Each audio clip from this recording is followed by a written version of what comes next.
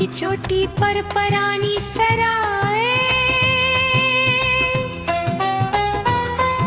बादलों से बातें कहते बुलंद पहाड़ की चोटी पर एक परानी सराय बनी हुई थी, पत्थरों से तामीर की गई। इस इमारत की दीवारों पर वक्त के निशान साफ दिखाई देते थे।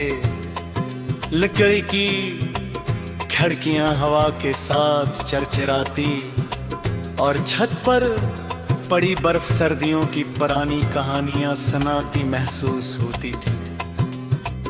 इस सराय से नीचे पूरी वादी दिखाई देती, जहां दरिया चांदी की लकीर की तरह बहता और छोटे छोटे गांव खिलौनों की तरह नजर आते थे।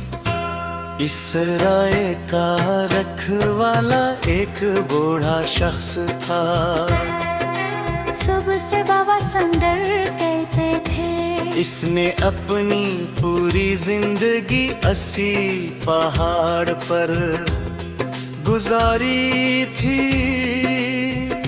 वो आने वाले मुसाफिरों के लिए चौल्हे पर चाय बनाता, लकड़ियां जलाता और रात को देर तक जलती आग के पास बैठकर खामोशी से बाहर डरती बर्फ को देखता रहता। एक खज़ां की शाम में भी इस सराय तक पहुंच गया। लंबे सफर के बाद सांस तेज चल रही थी और हाथ सर्दी से सुन्न हो रहे थे। बाबा संदर ने मुझे देखा मुस्कुराकर, इंदराने का इशारा किया रहा। कमरे में लकड़ी जलने की खुशबू फैली हुई थी। जो ये पर पानी अब ले रहा था, मैं आके करीब टिक गया। चंदर तक हम दोनों खामोश रहे। फिर इन्होंने मिट्टी के कप में चाय डालकर मेरी तरफ बढ़ाई। मैं पहला घूंट लिया तो जिसमें गर्मी दौड़ गई। मैंने पूछा, आप पत्नी बुलंदी पर कीले कैसे रह लेता?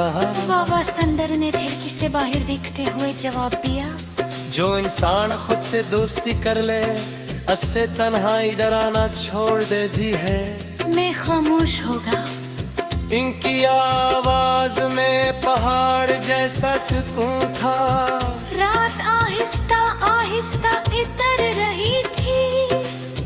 बादल चोटियों से टकरा रहे थे। दूर कहीं भेड़िए की मधम आवाज सुनाई दे।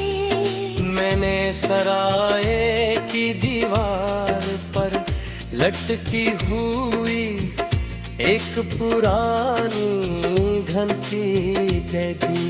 वो संग आलूद थे, बेहिफाज थी। मैंने पुझरी घुंटी कस ली है। वो मुस्कुराए। जब कभी कोई मुसाफिर बर्फ में रास्ता भटक जाए तो उससे बजा देता है, ताकि हम रोशनी लेकर आज तक पहुंच सकी। मैंने हैरत से कहा, आज भी लोग भटकते हैं। वो हंस पड़े। पहाड़ों में भी और जिंदगी में भी। ये जुमला मेरे दिल में उतर गया। कुछ देर बाद हवा मजीद तेज हो गई।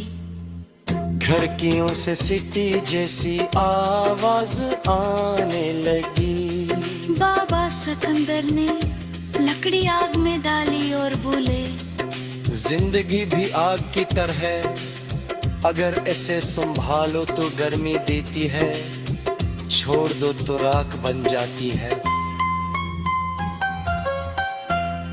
मैं देर तक शालों को देखता रहा, इनमें अजीब सा सुकून था। रात के खाने के बाद हम सिलाई के बाहर निकल आए। आसमान पर बेशुमार सितारे थे, कितने रोशन कयों लगता था जैसे ज़मीन के बहुत करीब आ गए हों। मैंने आसमान की तरफ खिथे हुरे बढ़ा। इतने सितारे शहर में क्यों मैं ही निखारी बैठे। मुस्कुराए, क्योंकि शह की रोशनियां बासमार को छपा गए। इनका हिस्सा से बोरे इंसान की अकले हुरूर थे रोशन में तू बजाए तो सच कैसे बाहर देख पा। खदम शदीद सरबती मगर पांच बातों ने हजतन के। सुबह होने से पहले न जा भी दे। खिड़की से बाहर देखा ते पूने वागे सफेद बर्फ से ढके हुए थे। सूरज ती पढ़नी थी बर्फ पर पार लेती थी, पर जर कर खुद चमक दिखर भी थी। बाबा सिकंदर पहले ही याद छपे थे, गुस्सा